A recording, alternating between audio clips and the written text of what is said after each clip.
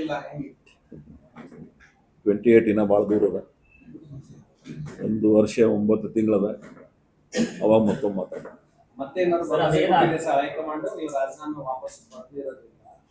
ನಾನು ಈ ಪ್ರಶ್ನೆಗೆ ಉತ್ತರ ಕೊಡ್ತೀನಿ ಆಲ್ರೆಡಿ. ನಾನು ಇನ್ಯಾವುದೇ ಭರವಸೆಗಳಿಗೆ ಅಪೇಕ್ಷೆಗಳಿಗೆ ನಂಬುದಿಲ್ಲ ಅನ್ನೋದಕ್ಕಿಂತ ಅಪೇಕ್ಷೆ ಪಡಂಗಿಲ್ಲ.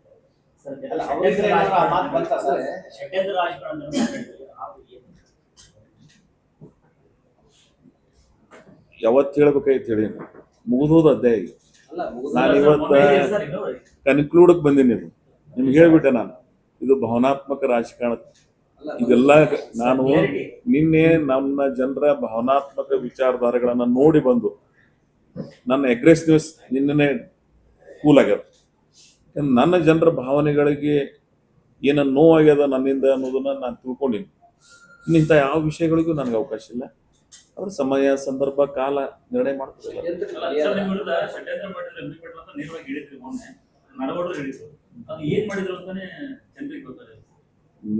ನಿಮಗೂ ಗೊತ್ತದ, ಜನರಿಗೂ ಗೊತ್ತದ, ಇದೇನು ಹೊಸದೇನಲ್ಲ. ಅದು ನಾನು ಬಹಳ ಭಾವನಾತ್ಮಕ ನನ್ನ ಜನರ ಭಾವನೆಗಳ ಜೊತೆಗೆ ಇಲ್ಲಿ ಬಂದಿನ. ಇವತ್ತು ಅದ್ರ ಬಗ್ಗೆ ಮಾತಾಡ್ಲಿಕ್ಕೆ ನನ್ನ ಮನಸ್ಸಿಲ್ಲ. ಸಮಯ ಸಂದರ್ಭ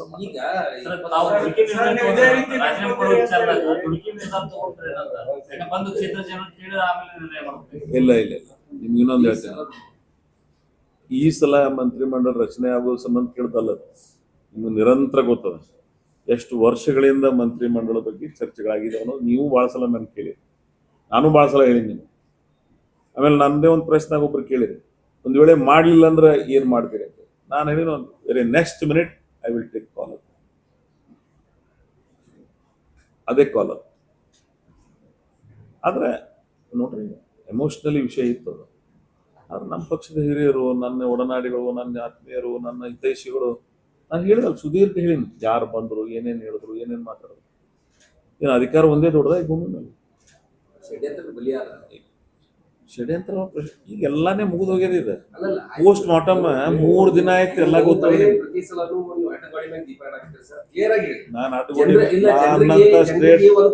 ನಾನು ಒಂದೇ ಮಾತಾಡ್ತೀನಿ, ನನ್ನಂತ ಸ್ಟೇಟ್ ಫಾರ್ವರ್ಡ್ ರಾಜಕಾರಣನೇ ಯಾರು ಮಾಡಿಲ್ಲ. ಪ್ರತಿ ಸಲನು ಇದನ್ನೇ ಹೇಳ್ತೀರಿ, ಪ್ರತಿ ಸಲನು ಸೂಕ್ಷ್ಮವಾಗಿ ಹೇಳ್ತೀರಿ. ಒಂದು ಕ್ಲಾರಿಫಿಕೇಶನ್ ಕೊಡಿ ಜನರಿಗೆ. ನೀವು ಹಿಂದೆ ಆಗದೆ ಇರುವಂತಕ್ಕಂಥ ಹಿಂದೆ ಕಾರಣ ಯಾರು ಅಂತ ಮೊನ್ನೆ ಹೇಳಿನ. ಇವತ್ತು ಇಲ್ಲಿ ಹೇಳಿ ಸರ್, ನಮಗೆ ಹೇಳಿ ಸರ್. ಬೆಂಗಳೂರದಾಗ ಹೇಳಿ ಸರ್, ನಿಮ್ಮ ಜಾಗದಾಗಿದ್ದವ್ರೆ ಬೆಂಗಳೂರದಾಗಿದ್ರು, ಅವ್ರ ಮುಂದೆ ಹೇಳಿ. ನೀವು ಇದೇ ರೀತಿ ಹೇಳ್ತೀರಿ ಅಂತ ಎಷ್ಟಾದ್ರೂ ಬೆಂಕಿ ಆಡಿದ್ರು ಇಲ್ಲ, ಬರ್ತಾರೆ ಇವರು ಬಂದಂದ್ರು ಇದೇ ಹೇಳ್ತಾರೆ, ಇದೇ ತರದ್ದು ಈ ಬಾರಿ ಸಚಿವ ಸಂಪುಟ ವಿಸ್ತರಣೆ ಆದ್ಯತೆ ಕೊಟ್ಟಿದ್ದಾರೆ. ಹಣ ಕೊಟ್ಟವರಿಗೆ ಸಚಿವ ಸ್ಥಾನ ಕೊಟ್ಟಿದ್ದಾರೆ, ಹಿರಿತನಕ್ಕೆ ಮತ್ತೆ ಒಳ್ಳೆ ಕೊಟ್ಟಿಲ್ಲ ಅಂತ ಹೇಳಿ ಆಡಿಯೋ ವಿಡಿಯೋಗಳೆಲ್ಲ ಹರಡ್ತಾ ಇದೆ ನಿಮ್ಮ ಪಕ್ಷದ್ದು. ಇದ್ರ ಬಗ್ಗೆ ನಿಮ್ಮ ಅಭಿಪ್ರಾಯ? ಗುಂಡಾಗಳ ಸಚಿವ ಸಂಪುಟ ಅಂತ ಹೇಳಿದ್ರೆ, ಗುಂಡಾಗಳ ಸಚಿವ ಸಂಪುಟ ಇದು ಅಂತ ಹೇಳಿದ್ದಾರೆ. ಯತ್ನಾಳ್ ಅವ್ರು ಇಡೀ ರಾಜಕಾರಣ ಹೆಂಗ್ ನೋಡ್ಕೊಂಡ್ ಬಂದಾರ ನಿಮಗೂ ಗೊತ್ತದ. ಒಂದ್ ಮಾತು ಹೇಳ್ತೇನೆ, ಚುನಾಯಿತ ಪ್ರತಿನಿಧಿಗಳ ಆದ ಬಳಕ ಈ ಪದಗಳ ಬಳಕೆ ಮಾಡಬಾರ್ದು. ಜನ ಅವರಿಗೆ ಅವಕಾಶ ಕೊಟ್ಟಿದ್ದಾರೆ, ಪ್ರತಿನಿಧಿಗಳಾಗಿದ್ದಾರೆ, ಅವರಿಗೆ ಮಂತ್ರಿಗಳಾಗಲಿಕ್ಕೆ ಅವಕಾಶ. ಒಬ್ಬ ಶಾಸಕನಿಗೆ ಸಂಪೂರ್ಣ ಅಧಿಕಾರದ ಮಂತ್ರಿಗಳಾಗಲಿಕ್ಕೆ ಪಕ್ಷ ಸರ್ಕಾರ ಅವರಿಗೆ ಅವಕಾಶ ಮಾಡಿಕೊಟ್ಟಿದೆ. ಆ ರೀತಿ ಮಾತಾಡಬಾರ್ದು ಅವರು. ನಮ್ಮ ಬಸನಗೌಡರಿಗೆ ಇದೇ ಮಾತಾಡೇನೆ ಇಲ್ಲಿಗೆ ಮುಟ್ಟಾರ ಅವ್ರು. ಸ್ವಲ್ಪ ಸಂವೇದನಶೀಲದಿಂದ ರಾಜಕಾರಣ ಮಾಡ್ತಕ್ಕಂಥ ಪ್ರವೃತ್ತಿ ಬೆಳೆಸ್ಬೋದೇ. ನೀವು ಒಂದು ಪಕ್ಷದಾಗಿದ್ರೆ ನಿಮಗೆ ಆ ಪಕ್ಷ ಹೊರಗೆ ಹೋಗ್ಲಿಕ್ಕೆ ವಾತಾವರಣ ಹೆಂಗಾಯ್ತು, ನೀವೇನೇನು ಮಾಡ್ಕೊಂಡ್ರಿ, ಸ್ವಯಂಕೃತ ಅಪರಾಧಗಳನ್ನ ಇನ್ನರ ಬದಲಾವಣೆ ಆಗ್ರಿ. ನಿಮ್ಮ ಸೋದರರು ಇದ್ದಾಗ ನಿಮ್ಗೆ ಹೇಳಿ ಹೋಗ್ಯಾರ ಅವ್ರು, ಸ್ಮೂತ್ ಆಗಿ ಸೈಲೆಂಟ್ ಆಗಿ ರಾಜಕಾರಣ ಮಾಡುತ್ತೆ. ಇನ್ನೂ ಅದೇ ಹಾದಿಯಾಗಿ ಹೊಂಟ್ರಿ ನೀವು. ಆಮೇಲೆ ನಾನು ಕೇಳಿದ್ರೆ ನೀವು ವಿನಾಯಕ ಒಂದು ಪ್ರಶ್ನೆ, ಅವರು ಹೊಸನಗೌಡ್ರು ರೀತಿ ಮಾಡಿದ್ರಂತೆ. ಹೊಸನಗೌಡ್ರು ಏನು ಮಾತಾಡ್ತಾರ ಅನ್ನೋದು ಬಹಳ ಮಹತ್ವ ಬರಂಗಿಲ್ಲ. ನನ್ನ ಆತ್ಮಸಾಕ್ಷಿ ಏನು ಹೇಳ್ತದೆ, ನನ್ನ ಜನ ಏನು ಹೇಳ್ತಾರೆ, ನಾನು ಅದಕ್ಕೆ ಮಹತ್ವ. I don't care anybody. ಇಂಥ 10 ಬಸನಗೌಡ್ರಿಗೆ ನೋಡ್ತೀನಿ ನಾ, ಏನು ಆಗ್ಬೇಕಾಗ್ಯದ. ನಿಮ್ಮಂಥವ್ರಿಂದ ಪಾಠ ಕಲಿಯೋ ರಾಜಕಾರಣ ನನಗೇನು ಅವಶ್ಯಕತೆ ಇಲ್ಲ. ಈ ಜಿಲ್ಲೆಯ ರಾಜಕಾರಣದಾಗ ಯಾರ್ಯಾರು ಏನೇನಿದೆಯೋ ಅನ್ನೋ ಜನರಿಗೆ ಗೊತ್ತದಲ್ಲ. ನಾವೆಲ್ಲ ಬ್ಯಾಲೆಟ್ ಪೇಪರ್ದಾಗ ರಾಜಕಾರಣದ ಅಧಿಕಾರಕ್ಕೆ ಬಂದವ್ರಿಗೆ ನಾನು. ಹಾಗಾಗಿ ನಿಮ್ಮಂಥವ್ರಿಂದ ಪಾಠ ಕಲಿತಕ್ಕಂಥ ಅವಶ್ಯಕತೆ ನನಗೇನಿಲ್ಲ. ನೀವೇನು ಅವ್ರ ವಿಚಾರ ಇಟ್ಕೊಂಡು ಹೇಳಿದ್ರಿ, ನಾನು ಅವ್ರಿಗೆ ಹೇಳೋದು ಇಷ್ಟೇ, ನಿಮಗೆ ಪಕ್ಷನೇ ಇಷ್ಟ ಇಲ್ಲ, ನೀವು ಹುಟ್ಟಿರ್ತಕ್ಕಂಥ ಪಕ್ಷದ ಬಗ್ಗೆ ನಿಮ್ಗೆ ಗೌರವ ಇಲ್ಲ. ಆದ್ರೆ ನಾನು ಅಧಿಕಾರಕ್ಕಾಗಿ ರಾಜಕಾರಣ ಮಾಡಂಗಿಲ್ಲ. ಕೊನೆಗೆ ನಮ್ಮ ಪಕ್ಷದ ಹಿರಿಯರು ನನ್ನ ಕುಟುಂಬದ ಸದಸ್ಯರಾಗಿ ನನಗೆ ಸಲಹೆ ಕೊಟ್ಟಿದ್ದಾರೆ. ನನಗೆ ನೀವು ನಮ್ಮ ಜೊತೆಗಿರ್ಲಿ ಅಂತೇಳಿ. Yes, I agri.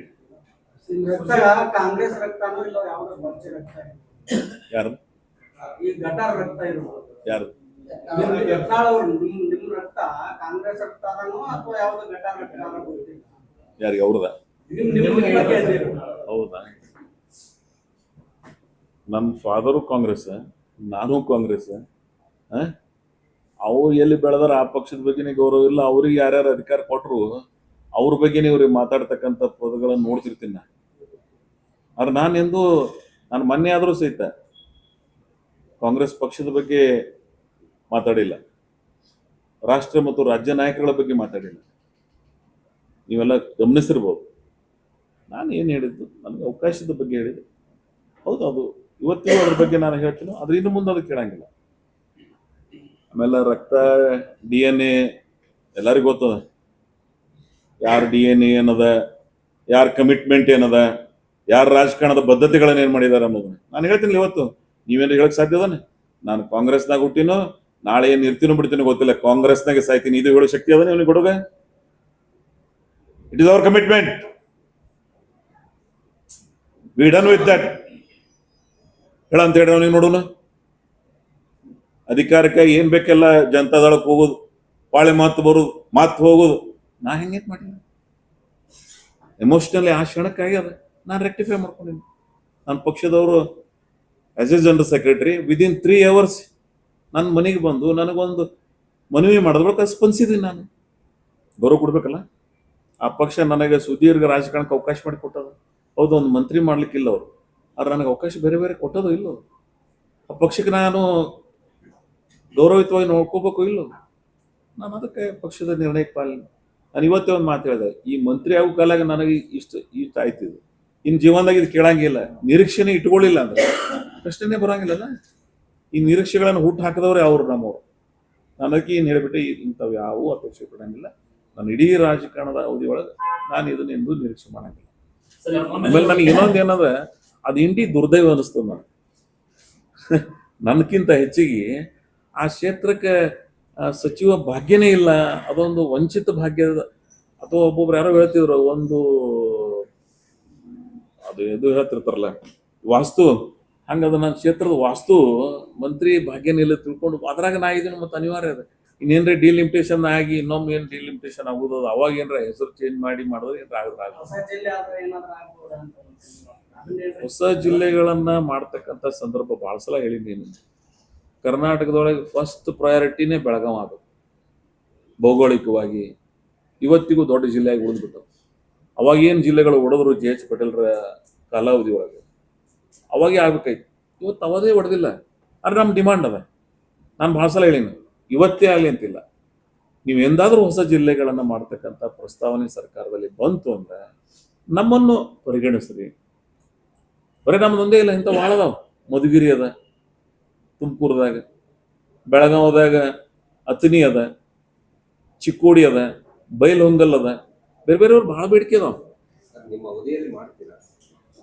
ನಾನು ಹೇಳ್ದಲ್ಲ, ಕರ್ನಾಟಕ ಸರ್ಕಾರ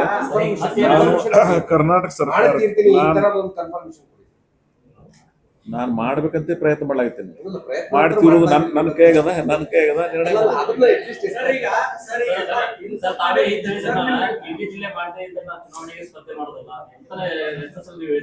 ನಾನು ಹಂಗಾರ ಪ್ರೆಷರ್ ಇಡಬೇಕಂತ ಮೇಂಟೈನ್ ಮಾಡಿಲ್ಲ.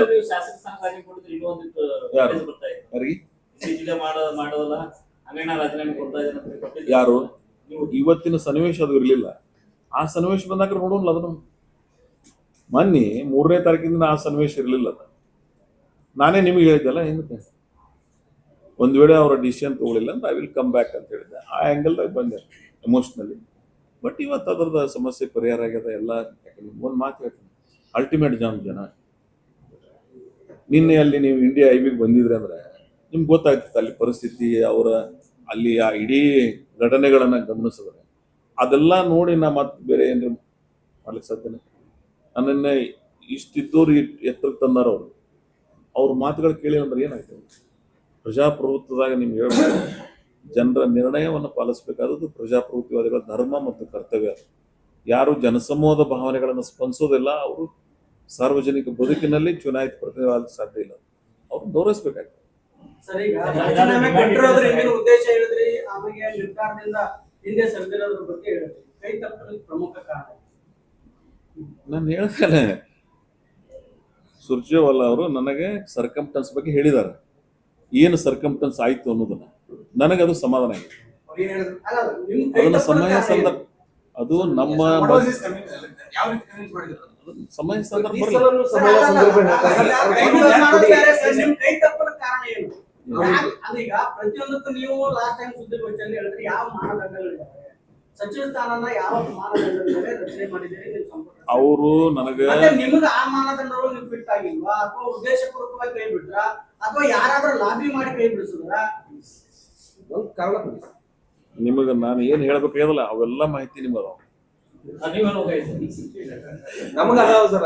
ನನ್ನಿಂದ ಏನ ನೀವು ನಿರೀಕ್ಷೆ ಮಾಡ್ತೀರಿ ಈ ಜಿಲ್ಲೆಯ ಜನರಿಗೆ ಮತ್ತು ನಿಮಗೂ ಅದು ಸಂಪೂರ್ಣ ಮಾಹಿತಿ ಇದೆ, ಏನೇನಾಯ್ತು ಏನೇನಾಗಿಲ್ಲ ಅನ್ನೋದು. ಅದಕ್ಕೆ ನಾನು ಹೇಳಕ್ ಹೋಗಂಗಿಲ್ಲ. ನಾನು ಒಬ್ಬ ನಿಷ್ಠಾವಂತ ಕಾರ್ಯಕರ್ತಲ್ಲ, ಒಬ್ಬ ಪಕ್ಷದ ಶಿಸ್ತಿನ ಸಿಪಾಯಿಯಾಗಿ ಇಲ್ಲ, ಆಲ್ರೆಡಿ ಈಗಾಗಲೇ ಒಬ್ರು ಅವಕಾಶ ವಂಚಿತರು ಹೇಳಿದ್ದಾರೆ.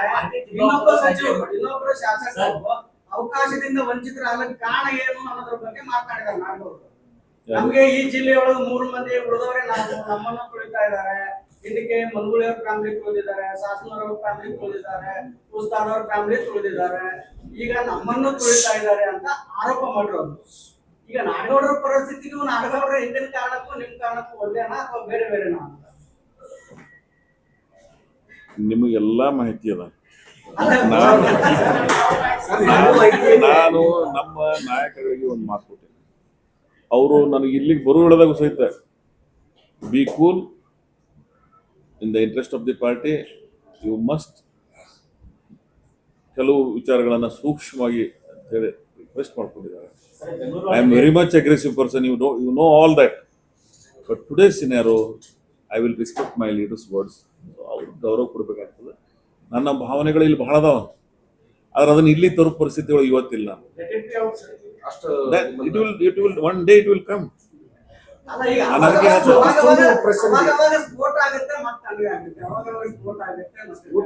ಪ್ರಜಾಪ್ರಭುತ್ವದೊಳಗೆ ಸ್ಫೋಟ ಬಹಳ ಸಂದರ್ಭವಾಗಿ ಕೋವಿಡ್ 2019 ನೆನಪಿಸ್ಕೊಂಡ್ಬಿಡ್ರಿ. Don't do that. I have done it every time in every. ಬಟ್ ಇವತ್ತು ನಾನು ಒಂದು ಅತ್ಯಂತ ವಿಚಿತ್ರ ಪರಿಸ್ಥಿತಿಯನ್ನ ಎದುರಿಸ್ತಾ ಇದ್ದೇನೆ. ನನಗೆ ಸಂವೇದನಾಶೀಲ ಇದೆ. ನಾನು ಶಾಂತಿಯುತವಾಗಿ ಏನು ಮಾಡಿದೆ.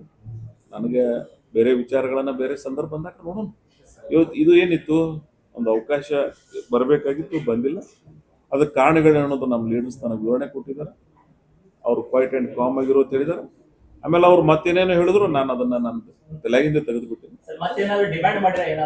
ಹೇಳಿದಲ್ಲ, there is no any demand.